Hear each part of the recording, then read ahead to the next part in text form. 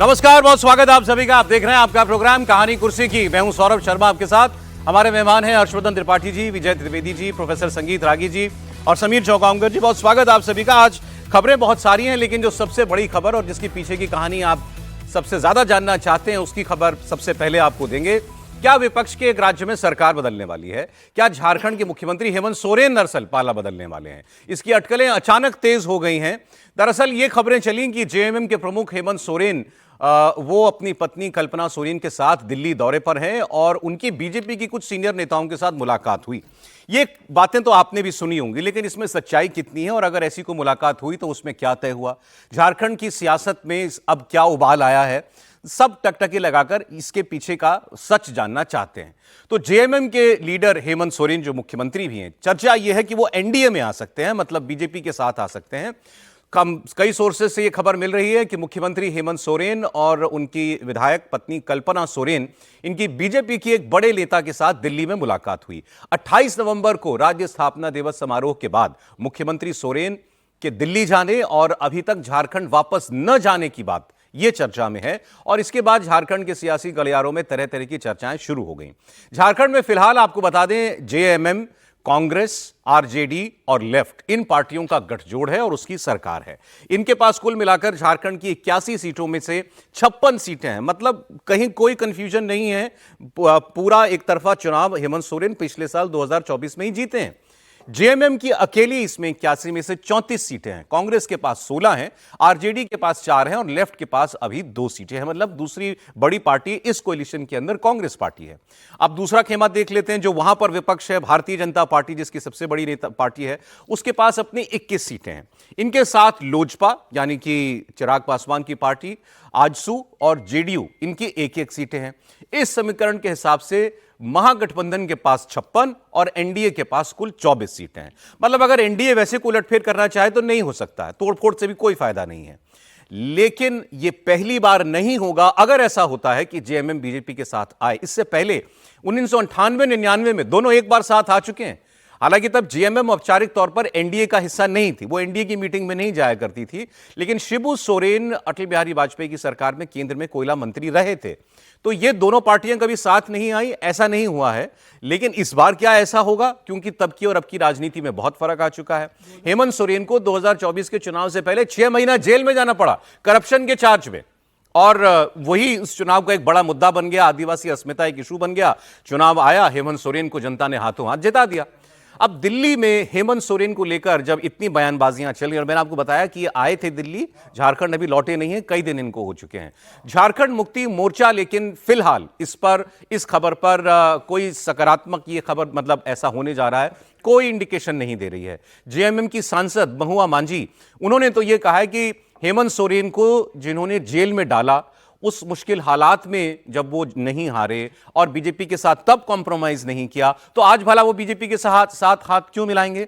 ये कौन कह रही हैं? ये जेएमएम की सांसद बोल रही हैं। लेकिन बयानों का क्या है, आपने बयान कई बार बदलते पलटते देखे हैं, लेकिन फिर भी फिलहाल यही ऑफिशियल रिस्पॉन्स जेएमएम का है, तो इसको आप सुन लीजिए।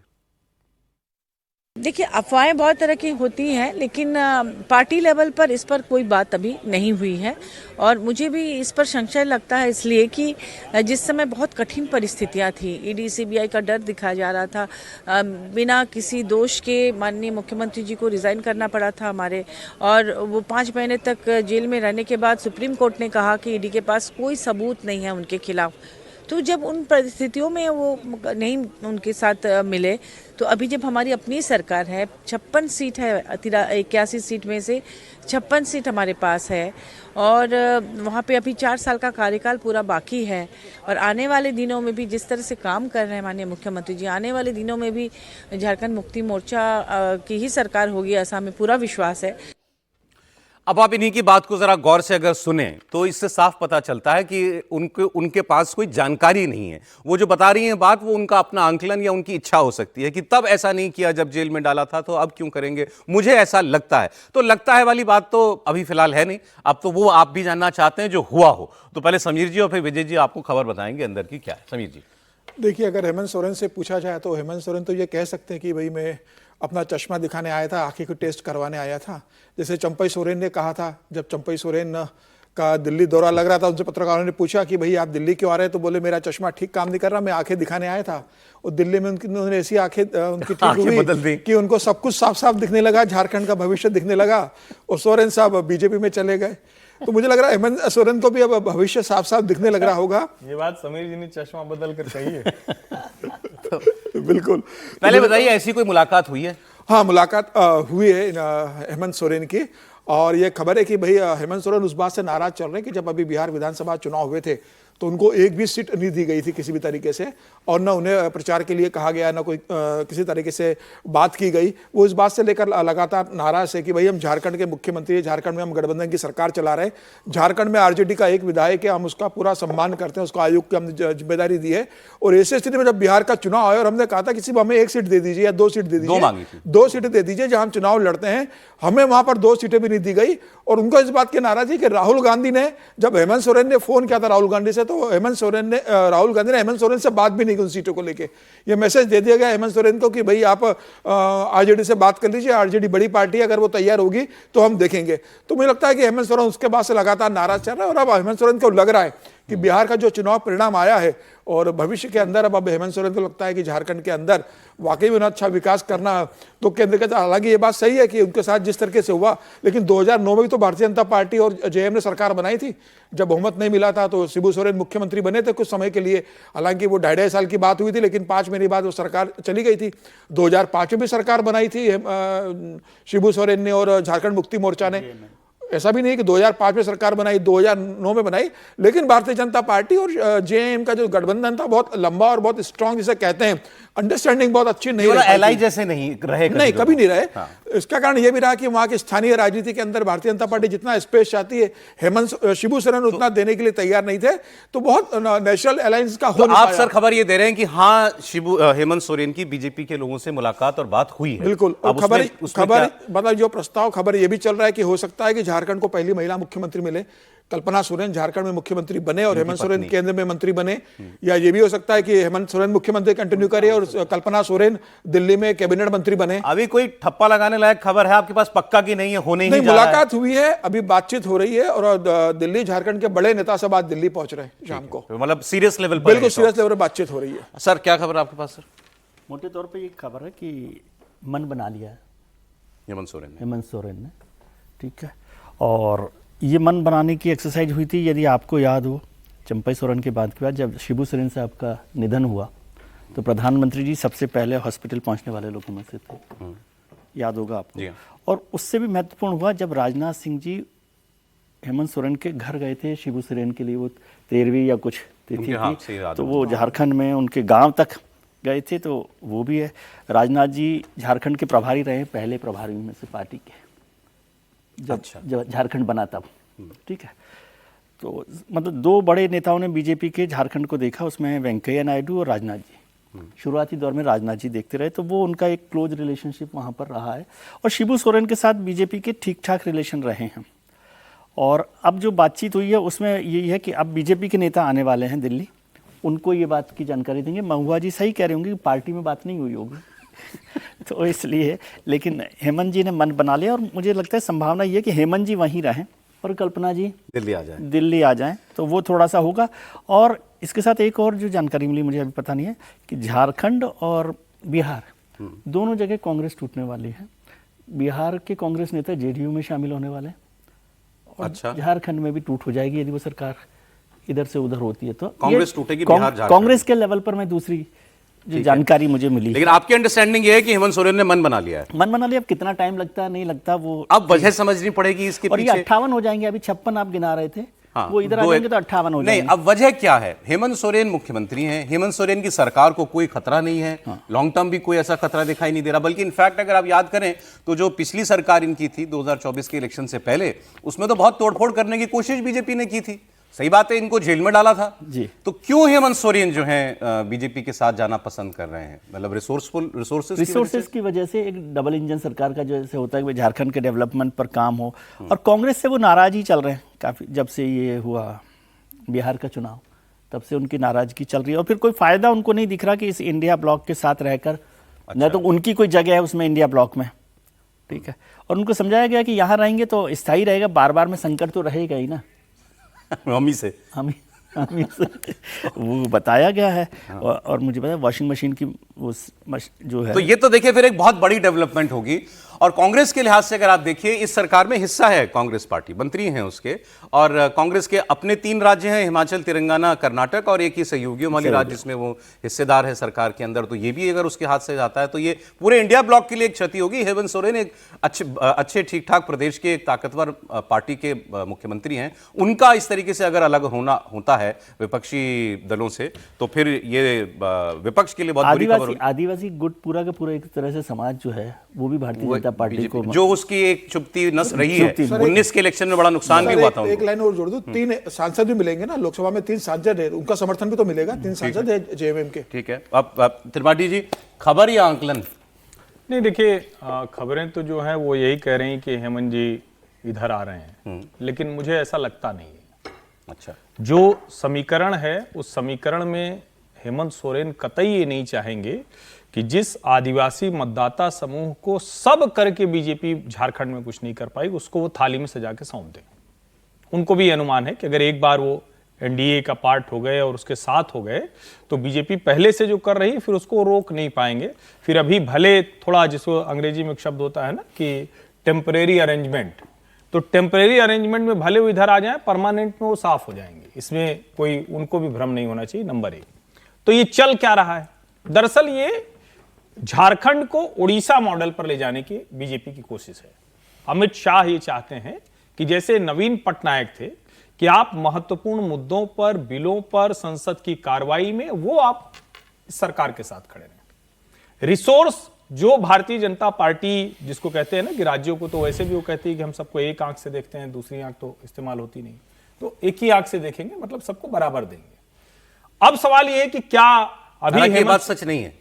नहीं, जब डबल इंजन की सरकार कहते हैं इसका मतलब बिहार और आंध्रा को क्या मिला है 24 के बाद से सब जानते हैं। नहीं, लेकिन उसके नहीं, पहले और जब क्या डबल इंजन सरकार का कॉन्सेप्ट हो तो उसका मतलब ये कि आप एक आंख से नहीं देखते। नहीं, डबल इंजन में तो देखिए, तो ठीक ही बात है भाई। छत्तीसगढ़ में नक्सलियों को ये क्या कर पाते क्या अगर डबल इंजन नहीं होती? तो संभव नहीं था। और विकास भी ठीक है, हम लाख कहें, लेकिन क्या बिहार में डेवलपमेंट उस तरह से नहीं हुआ? हाँ, अभी वो बढ़ गया, अभी उसका स्केल बहुत बढ़ गया। आप कह रहे हैं ये उनकी राजनीति को नहीं सुहाता है। और बीजेपी को भी पता है कि उनकी भी राजनीति के लिए ये बहुत अच्छा नहीं है। बीजेपी के लिए बस इतना। और देखिए, आज ठीक है हम लोग बात करें, अभी एक शब्द बोला फिर शायद रुक गए। विजय जी कह रहे थे कि वॉशिंग मशीन। अब कोई कितना भी कहे, आप अजीत पवार को लेकर आ जाएंगे, आप ऐसे दूसरे लोगों को आप कहेंगे कि हेमंत सोरेन के साथ हम सरकार बना रहे हैं, कोई भी तरीका निकाल लीजिए। ये क्या भारतीय जनता पार्टी के, अब कहेंगे कि आप पार्टी का कोई मतलब नहीं, कोई कह सकता है कि भाई ये जब इतना बढ़िया चल रहा है, मुझे नहीं लगता है कि साथ मिलकर सरकार बनाएंगे। अधिकतम स्थिति जो हो सकती है, क्योंकि खार खाए बैठे हैं हेमंत सोरेन, राहुल गांधी और तेजस्वी से, दोनों और से नाराज है। अमित शाह को ये चाहिए कि एक और राज्य जो इंडी गठबंधन का है उससे बाहर हो जाए, बाहर से समर्थन, हालांकि ये जो केंद्र में मुद्दों पर समर्थन, ये मुझे दिखता है। ये हो जाए तो अलग बात होगी। लेकिन वैसे अगर आप देखें, बिहार में जो हुआ, इनके साथ 2 सीट मांग रहे थे, नहीं दी, नाराज होकर क्या कर लिया? कैंडिडेट नहीं दिया था हेमंत सोरेन ने। इन्होंने कहा हम चुनाव ही नहीं लड़ेंगे। लेकिन ये कोई इतना बड़ा इशू नहीं है कि ये बहाना हो सकता है, ये मुद्दा नहीं हो सकता एक गठबंधन से निकल के दूसरे कैंप में चले जाने का। फिर दूसरा, आप सोचिए कितनी विचित्र बात होगी, ये वहां पर सत्ता में है और बीजेपी वहां पर प्रमुख विपक्षी दल है। ये ऐसा है जैसे किसी राज्य में बीजेपी और कांग्रेस हाथ मिला लें, एक इंकम्बेंट और दूसरा उसका मुख्य चैलेंजर, ये दोनों एक होना, ये अमूमन नहीं होता। ये अजीत पवार नहीं है, ये सत्ता में है, चीफ मिनिस्टर है, फुल मेजोरिटी के चीफ मिनिस्टर। नहीं, अजीत पवार छोटी पार्टी है। महाराष्ट्र में हुआ ना, एकनाथ शिंदे सत्ता में था, बीजेपी विपक्ष में थी। सर वो तो विचारधारा के स्तर पर एक है, तो दूसरा ये तो बिल्कुल ही विपरीत है। तो इसलिए थोड़ी अटपटी बात तो है, लेकिन सच में उनको हो सकता है डबल इंजन का कुछ फायदा नजर आ रहा। मतलब फर्स्ट स्टेप पर तो इंडिया ब्लॉक से तो निकलने का हो ही गया उनका काम। लेकिन मुझे लगता है क्या ऐसा वाकई हेमंत सोरेन करेंगे? उनको ये पता है कि भारतीय जनता पार्टी के साथ जाने का मतलब क्या है। एक इलेक्शन तो वो झेल लेंगे, अगले इलेक्शन पर भारतीय जनता पार्टी क्या, वो उनका अपना अस्तित्व तो बचेगा क्या? ठीक बात। मुझे तो नहीं लगता है कि राजनीतिक तौर पर इतना बड़ा वो रिस्क लेने के लिए आज के दिन में तैयार है। लेकिन ये बात जरूर निकल करके आई है कि बीजेपी के बड़े नेताओं के साथ उनकी मुलाकात हुई है, ऐसी खबरें भी छप रही हैं। फुसफुसाहट भी चल रही हैं कि हाँ वो इसके लिए तैयार हो चुके हैं कि वो एनडीए का हिस्सा बन जाएंगे। और इसका बहुत बड़ा कारण बनाया जा रहा है कि जो महिलाओं को 2,500 रुपया देने की बात कही गई है वो इसे कर पाने में पैसा नहीं असमर्थ, पैसे की स्थिति जो है वो तंगी जो है वो उनको जितने भी सब्सिडीज वाली जो योजनाएं हैं, फ्रीबीज वाली योजनाएं हैं वो वहाँ पर काम नहीं कर पा रही है। और यदि ऐसा नहीं हो पाता है तो जनता उसके खिलाफ चली जाएगी। दूसरी बात, बार बार जो हम कहते हैं कि झारखंड जो है, झारखंड कभी हुआ करता था आदिवासी बहुल प्रदेश, आज के दिन में वो आदिवासी बहुल प्रदेश नहीं है। और ये बात भी सच्चाई है कि बनवासी कल्याण आश्रम का बहुत बड़ा काम होने के बावजूद भारतीय जनता पार्टी जिस प्रकार से इनरोड्स करना चाहती थी वहाँ पर आदिवासियों के बीच में, वो नहीं कर पाई। ऐसा नहीं था कि शुरुआत में इन्होंने नहीं किया था, शुरुआत में इन्होंने किया था, लेकिन अंदर की अपनी लड़ाई, भारतीय जनता पार्टी के बीच के अंदर की लड़ाई बाबूलाल मरांडी से जो शुरू होती है, बाबूलाल मरांडी को जैसे ही वो पार्टी से बाहर निकालते हैं और हम दूसरे नेताओं को पास लेकर के आते हैं और रघुबर दास को लेकर के आते हैं और हम खड़ा करते हैं, उसके बाद कहीं ना कहीं आदिवासियों के बीच में जो भारतीय जनता पार्टी के जो पैठ थी वो कमी आई है। और जिसके कारण वहाँ पर जो जनरल कैटेगरी वगैरह का है, कॉन्स्टिट्यूएंसी वाइज में वहाँ पर ये भी मत भूलिए कि बांग्लादेशी इन्फिल्ट्रेटर्स आकर के वहाँ की कई कॉन्स्टिट्यूएंसी की डेमोग्राफी भी बदल चुके हैं। ये सब कारण ऐसा मिल जाता है जिससे भारतीय जनता पार्टी वहाँ सत्ता में आने से वंचित रह रही है।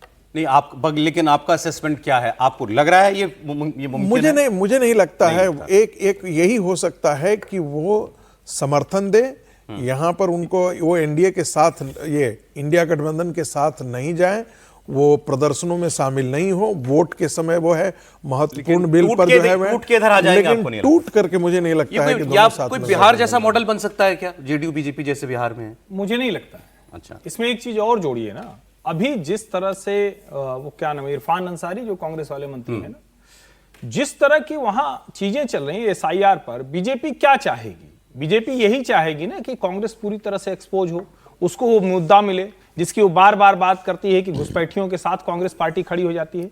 मुझे नहीं लगता कि सरकार का हिस्सा बीजेपी बनना पसंद करेगी। अगर हो सकता है कि ये हो जाए कि ठीक है हेमंत सोरेन की सरकार चल रही है और आप उसको बाहर से समर्थन दें, या जो मतलब मुझे सबसे बेहतर दिखता है कि अगर दोनों के पक्ष से कहें कि दोनों संभालते समर्थन देने का क्या मतलब? 4 साल बचे। आप देखिए, बाहर से समर्थन देने का कारण नहीं बनता है, क्योंकि या तो आप सरकार में हिस्सा बने, नहीं तो क्या फायदा है बीजेपी को? मैं तो देख ही नहीं रहा हूं कि ये दोनों साथ आ रहे हैं। चलिए, अच्छा, मैं डिवाइडेड हाउस, हमारा हाउस डिवाइडेड है। बाहर निकल खुद चाहेगी क्या निकलना? चलिए सर, कांग्रेस पार्टी नहीं निकलना चाहेगी। विजय जी और समीर जी को लगता है कि ये काम होने जा रहा है, त्रिपाठी जी और प्रोफेसर साहब को लगता है कि कम गुंजाइश है? नहीं, जनता इतना भी आंख नहीं मूंदेगी। चलें देखते हैं सर अभी तो, लेकिन ये होगा तो फिर ये बहुत बड़ी खबर हो जाएगी। आगे बढ़ते हैं।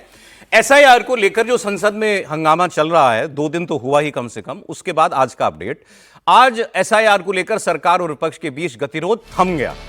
पहली बार ऐसी खबर आपको मैं दे रहा हूं संसद की किसी खबर के हवाले से कि गतिरोध थम गया। सरकार अगले हफ्ते एसआईआर पर चर्चा के लिए तैयार हो गई है, लेकिन इलेक्टोरल रिफॉर्म्स के नाम पर। और यहां यह कहना पड़ेगा कि इसमें ऑपोजिशन ने जो है वो कम अड़ा और उसने कहा किसी भी नाम से करो लेकिन करो। तो यही होता था पिछली बार, लोग अपने अपने शब्दों पे अड़ जाते थे। इस बार कम से कम वो नहीं हुआ। पहले सोमवार, अगला सोमवार लोकसभा में वंदे मातरम के 150 साल पूरा होने पर एक विशेष चर्चा होगी। इस चर्चा की शुरुआत प्रधानमंत्री करेंगे और उसके बाद अगले दिन मंगलवार को, मतलब 9 दिसंबर को लोकसभा में एसआईआर पर चर्चा की जाएगी, चुनाव सुधार के नाम पर होगी। अगर यह जरूरी पाया गया तो अगले दिन 10 दिसंबर को भी चुनाव सुधार पर बात हो सकती है और उसकी शुरुआत राहुल गांधी करेंगे ऑपोजिशन की तरफ से, और फिर कानून मंत्री जो हैं वो इसका जवाब देंगे। अब इस पर जो पार्लियामेंट्री अफेयर्स मिनिस्टर हैं किरण रिजिजू, उन्होंने कहा खामखा 2 दिन बर्बाद किए, हम तो जब शुरू हुआ था सत्र तभी कह दिया था हर मुद्दे पर बात करने के लिए तैयार है। गतिरोध इस बिना मतलब से नहीं होना चाहिए। हमने पहले दिन से कहा कि सरकार किसी भी विषय पर चर्चा के लिए तैयार है, लेकिन 2 दिन जो नुकसान होने का मुख्य कारण है कि अपोजिशन पार्टी पहले दिन से एक टाइम को लेकर के दबाव डाला था। तो मैंने आज भी स्पष्टीकरण किए हैं कि हम जब डिस्कशन के लिए तैयार हो जाते हैं, फिर 1-2 दिन आगे पीछे कब होगा वो बिजनेस और सारा व्यवस्था देख करके करना पड़ता है। मंडे को लोकसभा में चलिए, अच्छी बात है, कम से कम कहीं तो राजी हुए हमारे सत्ता पक्ष और विपक्ष के लोग। अब केंद्रीय मंत्री गिरिराज सिंह ने इसी मुद्दे पर फिर विपक्ष को घेरा और उन्होंने कहा कि सरकार तो शुरुआत से चर्चा के लिए तैयार थी, विपक्ष ही हंगामा कर रहा था, अब जनता का थपेड़ा पड़ा है, इसीलिए बातचीत के लिए तैयार हुए हैं।